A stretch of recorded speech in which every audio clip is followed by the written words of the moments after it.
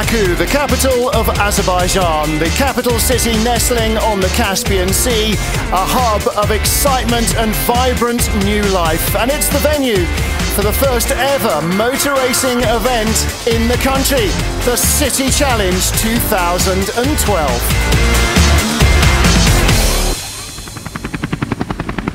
Well, it's around the Parliament building on the waterfront of this vibrant young capital that the first ever motor racing circuit has been laid out in Azerbaijan, and the crowds are eager to see GT racing sports cars at first hand.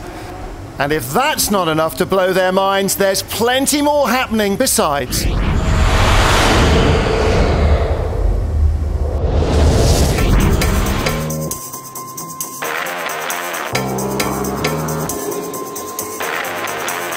This event is a little bit different from all the motorsports events in the world because it's a combination of artists, music and a big children event.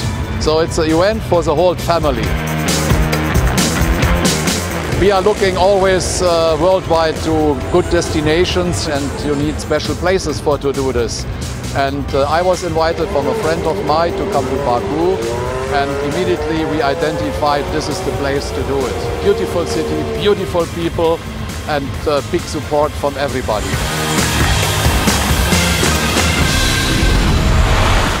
Months of planning and preparation have gone into the City Challenge 2012, and now it is all about to climax in its fruition. Cars heading out onto the grid for the first of the 2 sprint races that these cars will undertake, with a feature race coming on Sunday with both drivers involved.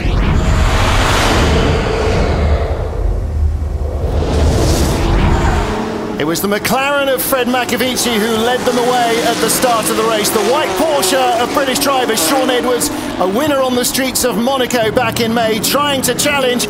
He didn't get through, but up into 3rd place, the second of the silver and red McLarens of Rob Bell.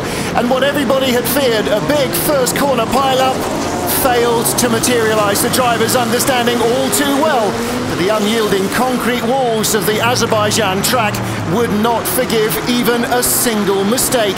They filed in sweetly into position in the opening couple of laps, but it was all about the trio out front. The 2 McLarens, Fred McAvici pulling away from Shaun Edwards despite every effort of the Porsche driver. All he could do was give chase. Rob Bell in 3rd place. The car was crashed at the end of qualifying, was not quite right. The turquoise and black BMW of Frank Ketchler in 4th would push him all the way, accompanied by 5 times DTM champion Bernd Schneider in his Mercedes. The pace of the red and white Mercedes would fade later in the race, but Schneider was determined to make his first adventure in Baku an impressive one.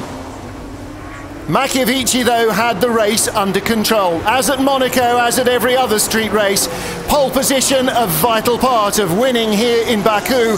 He led from the first to the final lap, the first ever Azerbaijani motor race being won by the Frenchman. Shaun Edwards taking 2nd place. Congratulations, Fred. The McLaren is definitely on form here in Baku, isn't it? Yeah, sure. We are really happy of this. This is the first part. Now I am confident that Steph do the same, and to be on the front for the race, long race, and the car was really nice to drive. Just the problem is the traffic. When you're coming back, it's difficult. I did every time a little gap, and every time Sean coming back way close of me, and it was tricky 2 or 3 times, but I'm really happy of this result. Well, for the fans, wherever they were watching, from the cheapest grandstand seats to the swankiest paddock hospitality, there was plenty to see away from the racetrack as well, keeping the kids and the bigger kids entertained throughout the day. Well, for a first experience of motor racing, certainly everything was being laid on in spades.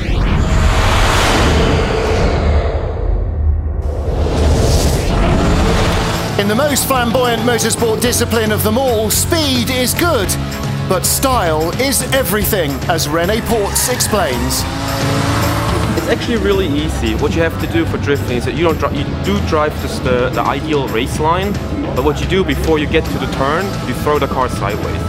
So you make the rear brake out, you stabilize the car, and then you just hit it full throttle, drifting through the turn, creating an angle of the car, oversteering it, and then just flooring it through the turn, making as much show as possible, because that's what drifting is about. There's not a spare seat anywhere around the city circuit. As the cars are on their way, the fans eager to see race 2.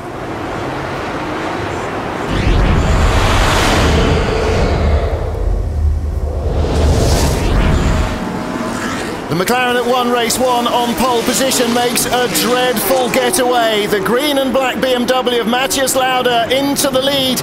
Alvaro Parent in the second black and silver McLaren up to second place as the poleman goes down to third. Confusion behind, cars taking to the escape road and bumping across the track, but everybody safely through without dramas. But for the car that is in the lead, Matthias Lauda, a great opportunity. Son of multiple Formula One world champion Niki Lauda. He's a man who's mingled single-seater racing and a new sports car racing career. But he has yet to win a race in his professional motor racing career. And now comes perhaps his best opportunity. Right behind him, Alvaro Parent. Well, the race had barely got underway before it was brought to a premature and dramatic halt with a massive crash. Jörg Eberhard from Switzerland wrecking his Chevrolet Corvette. Take a look at the concrete wall that he hits. Now, those blocks are moved into position by forklift truck. He slammed them out of the way as if they were polystyrene.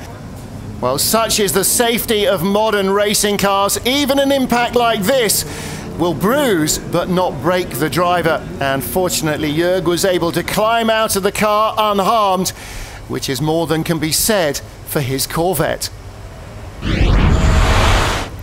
Well, with the debris field needing clearing up and the concrete walls to replace and repair, the race organisers had no option but to stop the race. After the 2 sprint races, the field for the 1-hour enduro on Sunday was set with McLaren 1-2, BMW on row 2 of the grid ahead of Ferrari, Porsche, Mercedes and the rest of the field. But for our second race winner, Matthias Lauda, it was a happy moment.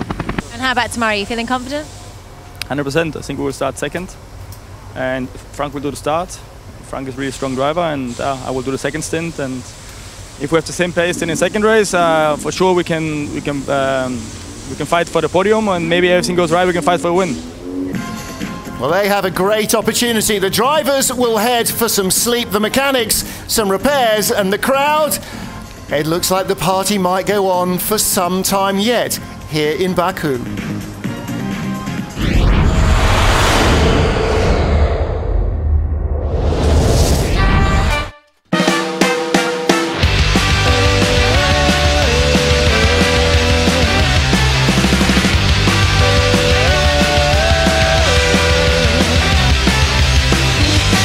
the engine and I'm running free.